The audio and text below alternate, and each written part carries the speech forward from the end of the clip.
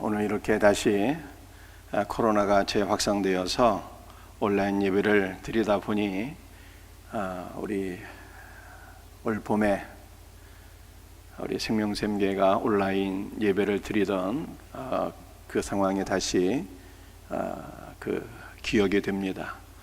처음에 저 혼자 우리 교육자들과 함께 예배를 드렸는데 많은 어려움이 있었어요. 하나님께서 긍휼히 여기사 또 우리 배 집사님 네 분 보내주셔서 같이 찬양하면서 예배를 드릴 때 큰 힘이 되었는데, 오늘 이렇게 우리 사랑하는 성도들 또 정부에서 온라인 예배를 허용하면서 목사 혼자 예배를 진행하기가 어려운 걸 또 이해하시고 각 교회마다 예배 진행위원으로서 한 20명 동참할 수 있도록 허용해 주었어요. 그래서 오늘 이렇게 한 15분 정도 되는 우리 성도들이 오셔서 함께 예배 도우미로 참석하면서 예배를 드리게 되니 얼마나 또 기쁘고 감사하고 든든한지 모르겠습니다. 혼자 말씀을 전할 때는 이 시선을 어디다 두면서 이 말씀을 전해야 되는지 어려움이 많았었는데, 이렇게 성도들이 함께 예배 도우미로서 참석하시고 이렇게 눈을 마주치면서 말씀을 전할 수 있으니 너무나도 감사한 마음뿐입니다. 우리가 지난주에 모세보다 위대하신 하나님이라고 하는 제목으로 말씀을 전했어요. 모세가 위대하지만 모세는 하나님께로부터 율법을 받아서 유대교에 초석을 놓은 분입니다. 그러나 모세에게 그 율법을 주신 분이 우리 구주 예수 그리스도예요. 모세와 예수 그리스도는 비교할 수 없을 만큼 차이가 나는 것이죠. 모세는 성막을 세웠지만 모세가 세운 성막이 주 예수 그리스도를 가리키고 있으니 어찌 모세가 예수 그리스도와 비교될 수 있는 분이겠습니까? 그러므로 이스라엘은 물론이고 유대인들은 물론이고 우리 모든 성도들이 유대교로 돌아가거나 세상으로 돌아갈 것이 아니요 오직 생명의 주가 되시는 예수 그리스도 안에 온전히 붙어 있으면 주 예수로 말미암아 하나님의 성전으로 세워지게 된다라고 하는 것을 말씀드렸어요. 오늘은 말씀의 제목이 성령께서 오늘 우리에게 주시는 말씀을 들으라 입니다. 오늘 본문 말씀 히브리서 7장 3절 말씀을 같이 읽도록 합니다. 시작. 그러므로 성령이 이르신 바와 같이 오늘 너희가 그의 음성을 듣거든. 성령이 이르신 바와 같이 성령께서 이르신다는 거예요. 이르다라고 하는 것이 성령께서 말씀하신다는 뜻인데, 성령께서 현재형이에요. 지금 오늘 우리에게 말씀하시는 하나님이다 라고 하는 뜻입니다. 히브리서 7장 3절 말씀을 보게 되면 우리 한글 성경에는요, 오늘이라고 하는 단어가 문장 가운데 한가운데에 기록되어 있지만 원문에는 첫 번째 단어예요. 그 성령께서 우리 각자에게 말씀하시는데 오늘 지금 현재 우리에게 말씀하시는 하나님이다 라고 하는 것을 다시 재차 강조하고 있는 것입니다. 성령께서 오늘 우리에게 말씀하실 때 우리는 어떻게 해야 되는 것입니까? 귀를 기울여 경청해야 되는 것입니다. 성령의 말씀은 어떠한 신비적인 것이 아닙니다. 성령께서는 기록된 성경 말씀을 통해서 우리의 심령에 말씀하시는 분입니다. 성령께서 말씀하실 때 귀를 기울여 경청하여 듣는 자는 생명을 얻고 듣지 않는 자는 심판을 피할 수가 없습니다. 그렇다면 성령께서 오늘 우리에게 말씀하시는 메시지는 무엇일까요? 이사야 55장 6절에 이렇게 말씀하고 있습니다. 너희는 여호와를 만날 만한 때에 찾으라, 가까이 계실 때에 그를 부르라 말씀하셨어요. 하나님의 구원의 이 초대는 정해진 때가 있으며 그 정해진 때가 지나가게 되면 다시는 그 기회가 돌아오지 않을 수 있다는 뜻입니다. 이러한 표현을 통해서 성령께서 우리에게 말씀하시고 우리의 각자를 구원으로 초대하실 때 우리는 회개하고 여호와 하나님을 찾으며 여호와 하나님의 이름을 부를 것을 성령께서 말씀하시고 계시는 것입니다. 여호와 하나님을 만날 만한 때에 그를 찾고 여호와 하나님께서 가까이 계실 때 그를 부르라. 바울이 로마서 10장 13절에서 이 말을 다시 재인용하게 되는데요, 로마서 10장 13절 말씀, 누구든지 주의 이름을 부르는 자는 구원을 얻으리로다, 이렇게 말씀하셨어요. 여호와의 이름을 부르라고 이사야서 55장 6절에 말씀하고 있는데 그 여호와의 이름이 바로 주의 이름이에요. 예수 그리스도의 이름인 것입니다. 여러분들, 여호와의 이름, 주 예수의 이름을 부른다는 것이 무슨 뜻일까요? 단지 아무런 의미 없이 우리의 입술에 외침이 아니라 주 예수 그리스도를 믿고 그를 의지하며 그의 이름을 부르라는 것입니다. 그러면은 우리 하나님께서 예비해 놓으신 풍성한 은혜와 생명 가운데로 성령께서 우리를 인도해 주실 것을 믿으시기를 바랍니다. 결국 성령께서 말씀하시는 것은 무엇입니까? 여호와 하나님을 만날 만한 때에 그를 찾고 그의 이름을 부르는 거예요. 그 여호와 하나님의 이름이 바로 우리 주 예수 그리스도입니다. 그러므로 성령의 말씀, 성령의 가르치심은 주 예수 그리스도를 믿고 그를 의지하며 그의 이름을 부르는 거예요. 우리 모든 성도들이 성령의 가르침에 귀를 기울여 경청하고 그 말씀을 들음으로 우리의 영이 살아나는 은혜가 있기를 주의 이름으로 축복합니다. 그러나 많은 사람들이 귀를 가지고 있으면서도 성령의 음성을 듣지 못하는 경우가 허다합니다. 왜 그럴까요? 그것은 경외함으로 듣지 않기 때문입니다. 성령께서는 기록된 말씀, 성경을 통해서 우리에게 말씀하시는 분이에요. 이 성경은 어떤 책입니까? 사람의 말이 아니라 살아계신 하나님의 말씀입니다. 우리를 창조하시고 구원하신 하나님의 말씀이에요.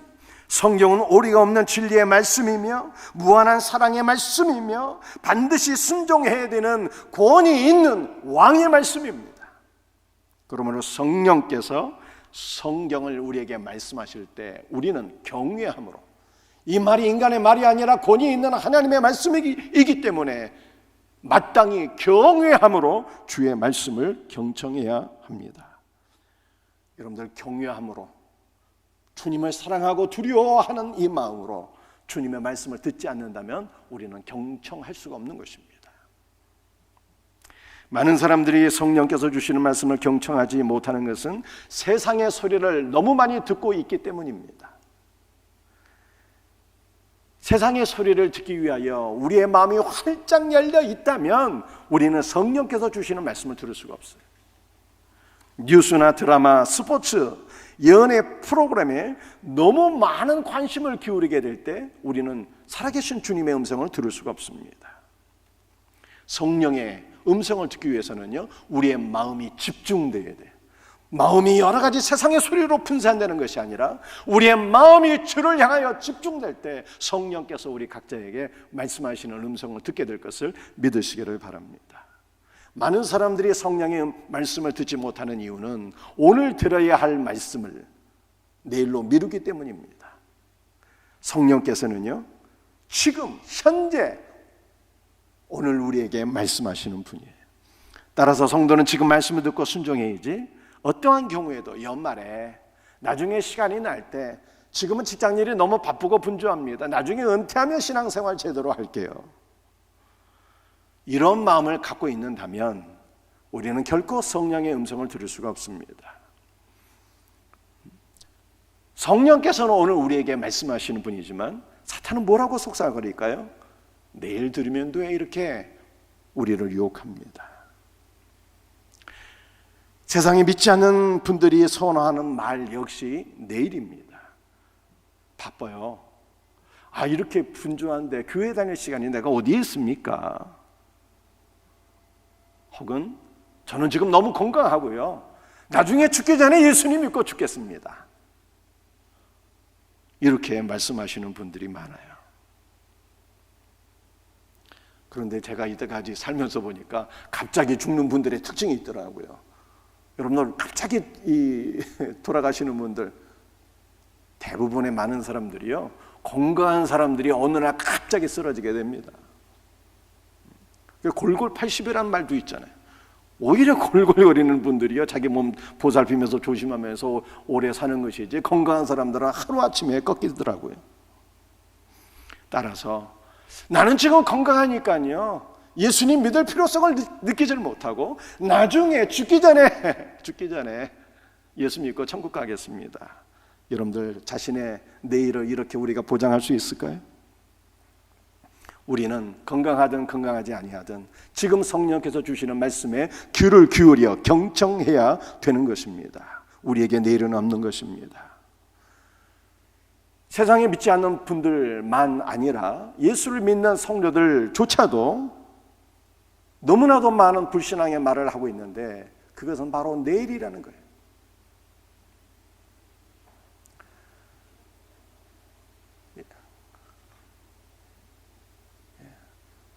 한 목사님, 공무원들 나가시라고 얘기하세요. 예배 방해하면 안 됩니다.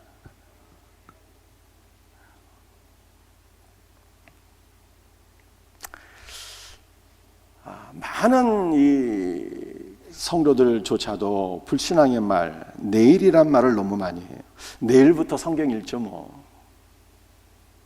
내일부터 기도할게요. 다음 주에는 꼭 교회 가겠습니다. 여러분들 내일로 미루는 거, 여러분들 이것은 사단의 속임수인 것입니다. 성령께서는 우리에게 말씀하시는데 오늘 우리에게 말씀하시는 거예요. 우리 하나님은 영원하신 분입니다. 우리 하나님께는요, 어제도 없고 내일도 없습니다.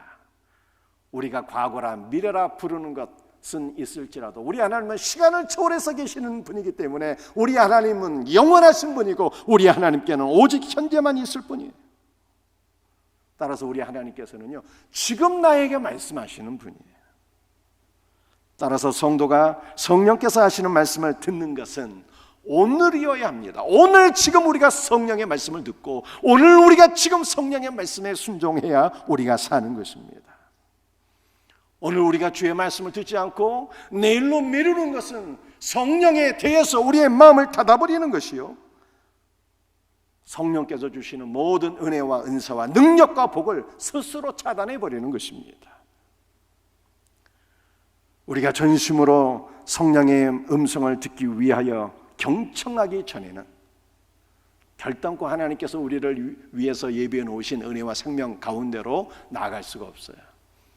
사랑하는 성도들이여, 오늘 이 시간 성령의 음성에 귀를 기울여 경청하시고 우리 성령께서 인도하시는 대로 순종할 수 있는 우리 복된 성도들이 다 되시기를 예수 그리스도의 이름으로 축복합니다. 두 번째, 말씀을 들을 때 우리의 마음을 완고하게 해서는 안 돼요. 히브리서 3장 8절 말씀을 우리 같이 읽도록 하겠습니다. 광야에서 시험하던 날에 거역하던 것 같이 너희 마음을 완고하게 하지 말라. 여러분들, 우리는 말씀을 들을 때 우리의 마음으로 말씀을 들어야 합니다. 경외하는 마음으로 말씀을 들어야 되고요, 세상의 소리보다 또 세상의 물질보다 우리 성령께서 주시는 하나님의 말씀을 더 사모하는 마음으로 말씀을 들어야 합니다. 그러나 반면에 완고한 마음으로 말씀을 듣는다면 우리는 결코 성령께서 주시는 말씀을 들을 수가 없어요. 여러분들, 완고한 마음이라고 하는 것은 무엇일까요? 완고한 마음은요, 불신앙입니다. 완고한 마음은 고집스럽고 반역적이고 하나님을 불신하는 불신앙이에요. 즉, 완고한 마음은 불신자의 특징인 것입니다. 이스라엘 백성들이 출애굽 이후에 이렇게 하나님을 불신하는 완고한 마음을 갖게 되었어요. 하나님, 우리를 가나안으로 인도할 수가 없어. 우리는 결코 안악자손을 이길 수 없을 거야. 이렇게 불신하게 되었어요. 10가지 재앙을 통해서 출애굽을 했음에도 불구하고, 홍해가 갈라지는 하나님의 능력을 경험했음에도 불구하고, 광야에서 하나님께서 내려주시는 하늘의 양식을 날마다 경험했음에도 불구하고 그들은 끊임없이 하나님을 불신했습니다. 어떻게 용케 애굽에 벗어나왔지만 사실 우리가 살기 위해서는 다시 애굽으로 돌아가는 것이 나을 것 같아. 우리는 가나안에 결단코 들어갈 수가 없어. 그곳에 사는 안악자손들을 우리의 힘으로 어떻게 정복할 수가 있겠어? 불신하는 마음이 바로 완고한 마음이고요, 이것은 불신자의 특징이며, 우리의 마음이 이와 같이 완고하게 될 때 우리는 성령의 음성을 들을 수가 없는 것입니다. 그런데 오늘날 우리의 마음이 이처럼 완고할 때가 많이 있어요. 많은 분들, 심지어는 교회 안에 있는 우리 성도들조차도 이러한 생각을 가질 때가 혹시 있지는 않은지 모르겠어요. 하나님은 나를 구원할 수가 없어. 그리스도의 피는 나를 깨끗하게 할 수가 없어. 내가 그리스도의 국률의 대상이 되기에는 나는 너무 더럽고 악독한 자야. 다른 사람은 몰라도 예수의 피가 과연 나를 정결하게 할 수 있을까? 이렇게 생각하는 것입니다. 여러분들, 완고한 마음이라고 하는 것은요, 그리스도 예수의 은혜를 불신하는 거예요. 그리고 그리스도 예수의 은혜를 불신하는 것이 가장 큰 죄인 것입니다. 여러분들, 우리 구주 예수 그리스도의 보혈의 능력은 얼마나 위대한 것일까요?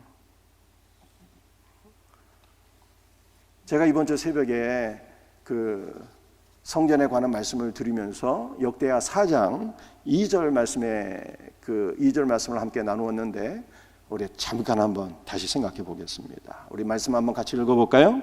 또 놋을 부어 바다를 만들었으니 지름이 10규빗이요 그 모양이 둥글며 그 높이는 5규빗이요 주위는 30규빗 길이의 줄을 두를만 하며.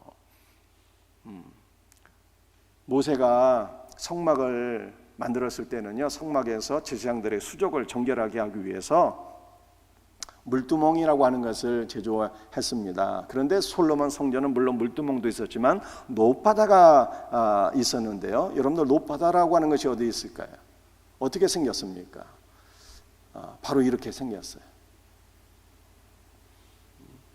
엄청난 사이즈의 큰 놋으로 된 물을 담는 용기입니다.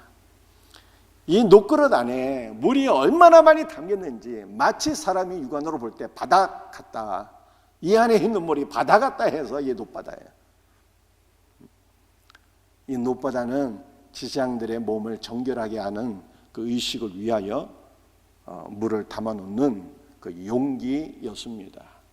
여러분들, 놋바다에 담긴 물은요, 바로 세례를 상징하는 거예요. 그리고 그 세례의 물은 예수께서 십자가 못 박히실 때 주님의 몸에서 나온 물과 피를 상징하는 거예요. 여러분, 놋바다의 물이 우리 예수 그리스도의 몸에서 흘러나온 물과 피를 상징한다는 거예요. 그런데 우리 주님의 보혈의 능력은 얼마나 위대하신지 마치 바다와 같아요. 여러분들, 바다의 모든 더러운 것이 결국 다 쓸려가지만 그 안에서 다 정화가 일어나잖아요. 정화가. 바닷물 안에서 모든 더러움이 다 정화되는 거예요. 우리 구주 예수 그리스도의 보혈의 능력은 얼마나 위대한지, 예수님의 피로써 사함받지 못할 죄가 없고요, 예수 그리스도의 보혈로써 구원받지 못할 죄인이 없는 것을 믿으시기를 바랍니다. 그러므로 우리는 우리의 마음이 불신하여서 완고하여서 우리 주님의 능력을 제한하는 일이 있으면 안 되는 것입니다. 여러분들, 우리가 평안할 때는요, 우리의 완고한 마음, 이 불신앙이 잘 드러나질 않아요. 그러나 환경이 공고해지면 우리 속에 감추어진 완고한 마음이 이게 드러나게 됩니다. 출애굽기 17장 3절 말씀을 보게 되면 이스라엘 백성들이 출애굽을 한 이후에 르비딤이라고 하는 곳에 도착하게 되었는데요, 그곳에서 마실 물이 없게 될 때 하나님과 모세를 향하여 원망하게 되었습니다. 여러분들, 르비딤의 환경, 물이 없는 환경, 공고한 환경은 우리 마음속에 감추어진 완고한 마음이 드러나게 되는 거예요. 오늘날 우리가 살고 있는 환경이 바로 르비딤의 환경입니다. 코로나가 다시 재확산되고 있고요. 경제는 어렵고요. 홍수와 태풍이 몰려오고 있고요. 전 세계가 자연재해 가운데 또 여러 가지 질병 가운데 노출되어 있습니다. 우리가 평안할 때는 얼마든지 감사할 수가 있어요. 얼마든지 하나님을 찬양할 수가 있습니다. 그런데 문제는요, 우리의 환경이 르비딤 같게 될 때 우리 마음에 감추어진 완고한 마음이 드러나기 쉬운 거예요. 하나님은 르비딤이라고 하는 환경을 통해서 우리의 마음이 하나님을 향한 진실한 믿음이 있는지, 그렇지 않으면 하나님께 우리의 마음이 완고한 것인지 하나님께서 우리의 마음을 르비딤이라는 환경을 통해서 살펴보시기를 원하세요. 사랑하는 성도들이요, 우리가 르비딤의 환경에 있을 때 우리 마음의 믿음을 잃지 않고 감사를 잃지 않기를 원합니다. 우리의 마음이 주님을 신뢰하고 주님께 향한 우리의 믿음과 감사가 흔들리지 않게 될 때 성령의 음성을 듣게 돼요. 성령의 음성을 들음으로 우리의 영이 회복되는 놀라운 역사들이 일어나기를 예수 그리스도의 이름으로 축복합니다. 여러분들, 완고한 마음은 불신앙이라고 말씀드렸습니다. 또한 완고한 마음은 그리스도를 거부하고 표적을 구하는 것입니다.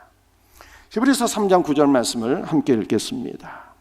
너희가 거기서 너희 열조가 나를 시험하여 증언하고 40년 동안 나의 행사를 보았느니라.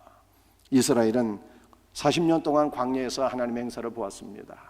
홍해를 가르시고 하늘에서 만나를 내려주시고 반석에서 생수를 터져 나오게 하시는 하나님의 크신 역사를 경험하게 되었습니다. 그러나 이스라엘은 광야에서 하나님의 놀라운 구원의 역사를 잊어버리고 어려움을 만날 때마다 하나님과 모세를 향하여 원망했습니다. 뿐만 아니라 그들은 끊임없이 표적을 구하면서 그들을 구원해 내신 하나님을 시험했어요. 하나님께서 만나를 주셨지만 우리에게 물을 주실 수 있을까? 만나를 주신 하나님 살아계시다면 물도 좀 주세요. 끊임없이 표적을 구했어요. 하나님께서 만나도 주셨고 물도 주셨지만 과연 하나님께서 이 광야에서 고기도 주실 수 있을까? 하나님 살아계신다면 우리에게 고기도 주시옵소서. 끊임없이 하나님을 의심하면서 표적을 구했습니다.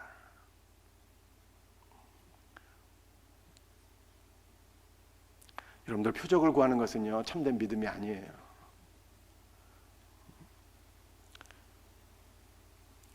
모세와 선지자들의 증언을 믿지 않는 자들, 기록된 성경 말씀을 믿지 않는 자들은요, 죽었다가 살아난 사람이 있을지라도 참된 믿음을 얻을 수가 없어요.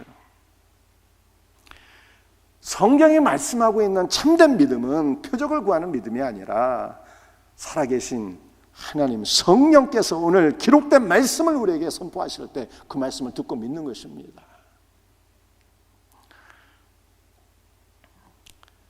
분명하게 드러난 하나님의 약속의 말씀을 불신하고 표적을 구하는 것은 완악한 마음으로 하나님을 시험하는 것입니다.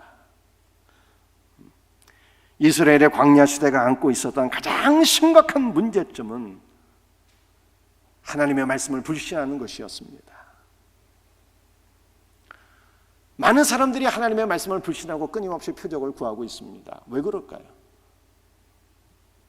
히브리서 3장 10절에 왜 많은 사람들이 끝까지 하나님을 불신하고 표적을 구하고 있는지, 그 이유가 무엇인지 우리에게 말씀하고 있습니다. 같이 읽겠습니다. 히브리서 3장 10절 말씀입니다. 그러므로 내가 이 세대에게 노하여 이르기를 그들이 항상 마음이 미혹되어 내 길을 알지 못하는도다 하였고. 여러분들, 이 라틴 바이블을 보게 되면 내가 이 세대에게 노하였고, 내가 이 세대에게 노하였다라고 하는 것을 내가 이 세대를 적대시하였다 이렇게 번역하고 있어요. 하나님께서는 불신앙으로 하나님의 말씀을 불신하고 끊임없이 표적을 구하는 자들을 적대시하였다, 이렇게 말씀하고 있는 것입니다. 여러분들, 우리는 하나님의 사랑의 대상이 되어야 되는 거고, 하나님의 긍휼의 대상이 되어야 되는 거고, 하나님께서 은혜와 복을 주시는 복의 대상이 되어야 되지, 하나님께서 우리를 적대시하게 되면은 여러분, 이게 난리 나는 거예요. 그런데 하나님께서 우리를 적대시하는 상황이 있다면 그러한 상황은 무엇입니까? 그러한 상황은요, 우리가 하나님의 말씀을 불신하고 끝까지 표적을 구하는 거예요. 그런데 왜 많은 사람들이 하나님의 말씀을 불신하고 끝까지 표적을 구할까? 그것은 미혹되었기 때문이라는 거예요. 미혹되었기 때문이에요. 이 미혹되었다라고 하는 것이 수동태예요. 누군가에 의해서, 어떠한 존재에 의해서 미혹되었다는 거예요. 누구에 의해서 미혹된 것입니까? 마귀에 의해서 미혹된 것이죠. 마귀에 의해서 미혹된 자는 참된 믿음을 가질 수가 없고 끊임없이 표적을 구하다가 하나님의 대적이 되는 거예요. 여러분들, 그렇다면 우리는 어떻게 참된 하나님의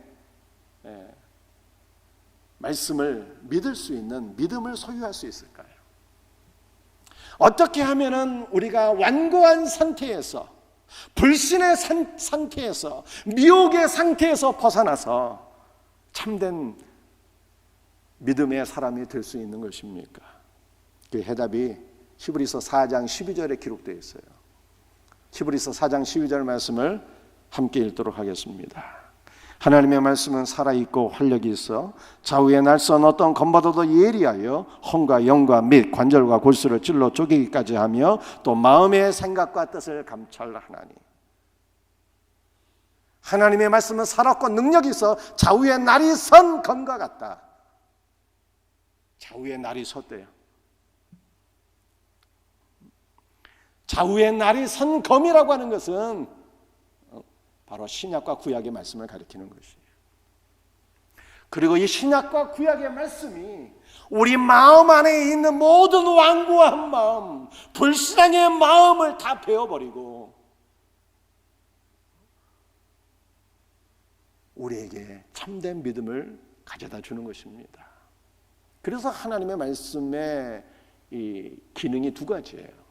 하나님의 말씀의 기능은요, 베어버리는 거예요. 첫 번째는 우리 마음에 있는 모든 완고함과 불신을 다 베어버리는 거예요. 그리고 하나님의 말씀은 우리에게 참된 믿음을 가져다 주시는 것입니다. 사랑하는 성도들이요, 오늘 주께서 우리에게 선포하시는 말씀을 들을 때 주님의 말씀이 좌우의 날이 선 검과 같아서 우리 마음에 있는 모든 의심과 불신과 완고한 마음은 다 베어져 버리고 주의 말씀을 통해서 우리의 믿음이 더욱더 견고하게 성장할 수 있기를 주 예수의 이름으로 축복합니다. 세 번째, 여러분들, 우리는 말씀에 최고의 권위를 두어야 합니다. 우리 로마서 13장 1절 말씀을 같이 한번 읽어보겠습니다. 각 사람은 위에 있는 권세들에게 복종하라. 권세는 하나님으로부터 나지 않음이 없나니 모든 권세는 다 하나님께서 정하신 바라.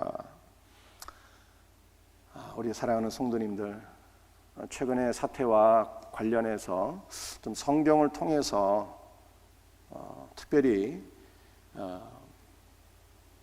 국가와 교회의 관계가 어떻게 될까? 국가와 교회의 관계, 가장 바람직한 관계는 어떤 것일까? 라고 하는 것을 좀 살펴볼 수 있기를 원합니다.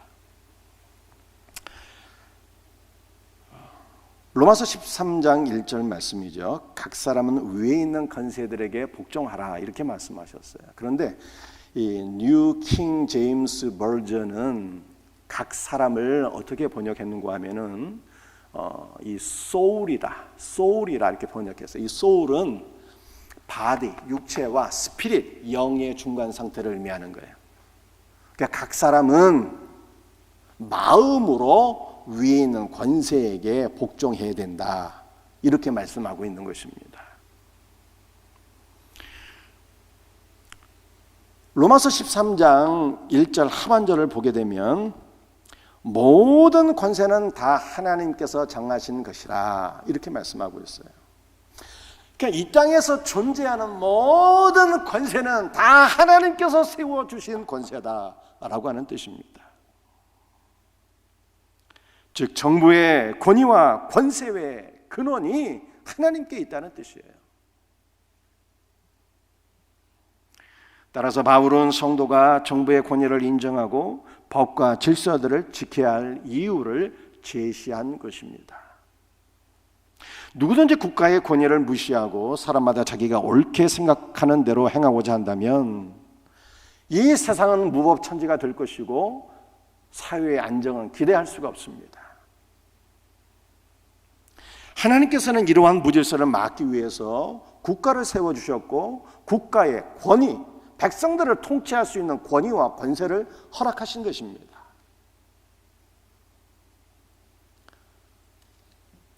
정부가 코로나가 재확산되는 시점에서 사회적 거리 단계 2개를 1단계에서 2단계로 높였습니다. 방역을 더욱더 엄격하게 하고 있습니다. 그렇다면 국민된 자들은 어떻게 해야 되는 것입니까? 정부의 통치에 순종해야 되는 것입니다. 정부의 방역 지침에 따르는 것이 옳은 일이에요. 최근에 매스컴에서 많이 보도되고 있는 사랑제일교회 정광훈 자칭 목사라고 하는 분이 계시는 곳인데, 목사가 아니니 그 교회가 온전한 교회이기가 어렵겠죠. 제가 생각할 때는 방역에 협조하지 않고 병원에 입원했는데 탈출해버리고 도망 다니고 침 뱉고 명단 건네주지 않고, 여러분들 이렇게 행동하는 것을 볼 때 사람들이 뭐라고 그래요?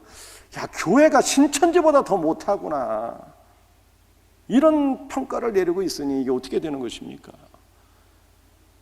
너무너무 잘못된 일이에요. 국가의 통치에 순종해야 되는 것입니다. 그러나 한 가지 더불어서 제가 말씀드리고 싶은 것이 있어요. 우리는 국가에 관세를 주신 분이 하나님이심을 잊어서는 안 되는 것입니다. 때문에 국가 권위를 앞세워 통치자들이 자신의 이익을 도모하거나 악을 도모할 때 백성들은 저항하는 것이 마땅합니다. 또한 정부의 권세를 주신 분이 하나님이신데 국가 권력에 살아계신 하나님을 인정하지 않고 하나님의 권위에 도전한다면 이 또한 저항하는 것이 마땅한 일입니다. 제가 역사적인 사례를 한번 들어보겠습니다. 여러분들 종교개혁이 왜 일어났을까요? 중세는 재정일치의 사회였어요. 재정일치라고 하는 것은 제사와 정치, 국가 권력이 일치하는 사회였다는 것입니다. 국가의 지도자가 교회의 지도자였고 교회의 지도자가 국가의 지도자였던 것을 가리켜서 재정일치 사회라고 그래요. 재정일치 사회에서의 국가와 종교 지도자들의 부패가 만연했습니다. 이것을 저항하고 개혁한 것이 바로 종교개혁이에요. 그리고 종교개혁은 국가의 권위가 최종적인 권위가 아니라 성경의 권위가 최종적인 권위인 것을 인정했기 때문에 가능했던 개혁이었습니다. 신사참배는 왜 일어났을까요? 일본이 한일을 합방한 이후에 신사참배, 즉 일본의 군국주의 지도자들의 영혼을 숭배하는 신사참배를 국가가 강요한 것입니다.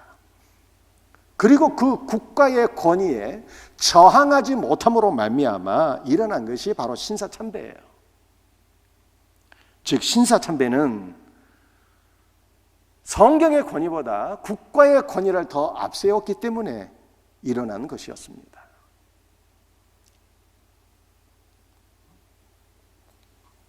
여러분들, 광주 사태는 왜 일어났을까요? 군부 독재에 대한 저항이었고, 이에 대한 민간인 학살이 바로 광주 사태의 본질인 것입니다. 우리가 역사를 통해 볼 수 있듯이 국민들은 국가의 지도자들에게 일차적으로는 순종하는 것이 마땅하지만 모든 일에 있어서 맹목적으로 순종하는 것은요, 잘못된 것입니다. 정부가 올바르게 백성들을 통치할 때는 순종해야 되고, 자신들의 안위를 위하여 그릇된 결정을 하거나 하나님의 권위에 도전할 때는 저항하는 것이 신자의 마땅한 본분인 것입니다. 마가복음 12장 17절 말씀이에요. 같이 한번 읽겠습니다. 예수께서 이르시되 가이사의 것은 가이사에게, 하나님의 것은 하나님께 바치라 하시니 그들이 예수께 대하여 매우 놀랍게 여기더라. 바리새인들은요, 로마 황제와 정부를 인정하지 않았습니다. 세금을 내는 것을 도둑질 당하는 것으로 여겼어요. 또한 그들은 세상 나라의 정부를 폐하시고 세우시는 하나님의 권위조차도 인정하지 않았습니다.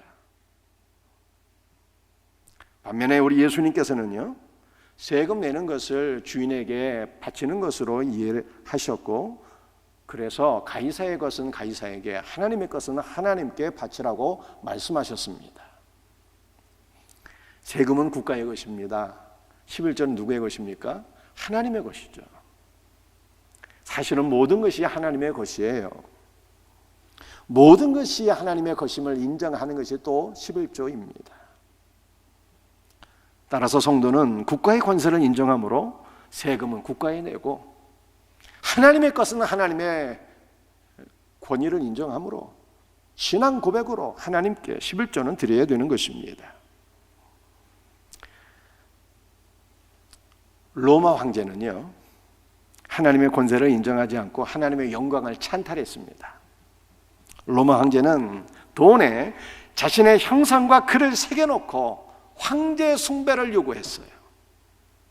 예수님은 가이사의 것은 가이사에게 바쳐야 될 세금은 가이사에게 바쳐야 되지만, 하나님께 드려야 할 정기와 찬양과 영광조차도 가이사에게 드려서는 안 된다라고 말씀하신 것입니다. 세금은 가이사에게, 찬송과 영광과 경배는 하나님께 드리라. 우리 주님의 가르치심이에요.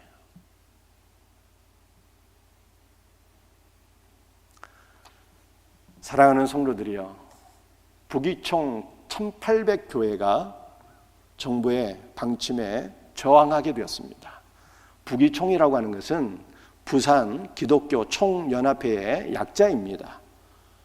부산에 총 1800개의 교회가 있는데, 그 북이총에서 산하 1800교회에 정부의 방침에 저항하고 예배를 드려야 된다, 대면 예배를 드려야 된다, 그렇게 결정한 것입니다. 왜 북이총은 그런 결정을 했을까요?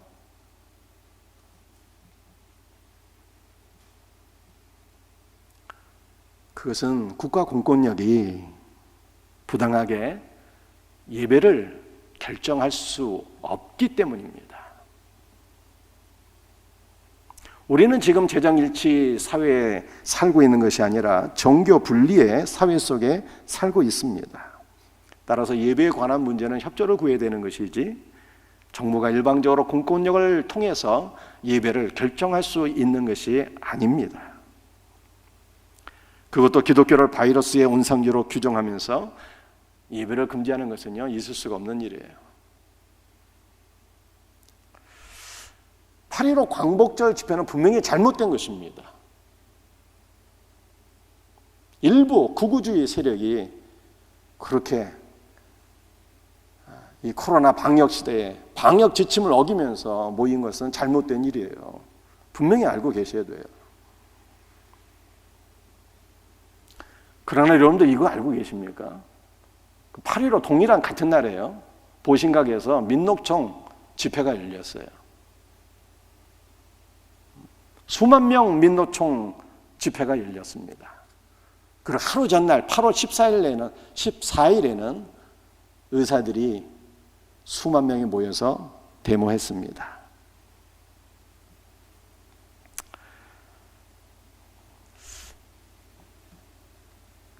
저는 과연 정부에서 광복절에 모이신 분들만이 아니라 민노총 명단까지 다 확보하고 의사들의 명단까지 다 확보하고 그들을 다 지금 전수 검사하고 있는지 모르겠어요.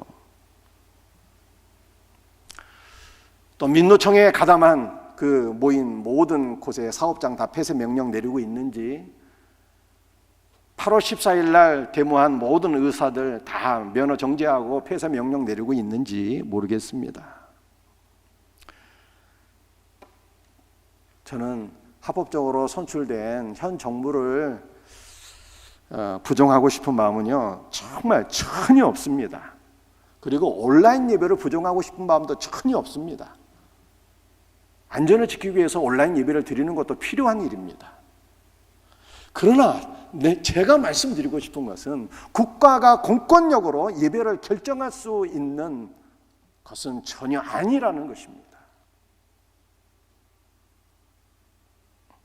그리고 여기에 저항하는 부기총 1800교회가 과연 다 광신적이고 구구적이고 존재해서는 안 되는 그러한 집단인 것입니까? 그것이 아니다. 말씀드리고 싶은 거예요.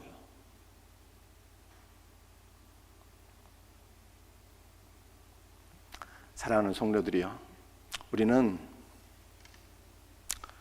성경의 말씀을 경외함으로 들어야 됩니다. 또 우리의 마음에 완고함을 버려야 됩니다. 그리고 국민들은 마땅히 정부의 권위를 인정하면서 통치에 순종해야 합니다. 그러나 우리의 삶을 지배하는 최종적인 권위는 국가의 권위가 아니라 살아계신 하나님의 말씀의 권위입니다. 오직 말씀에 의해서 우리의 신앙과 삶이 지배되는 복된 역사가 있기를 주 예수 그리스도의 이름으로 축복합니다.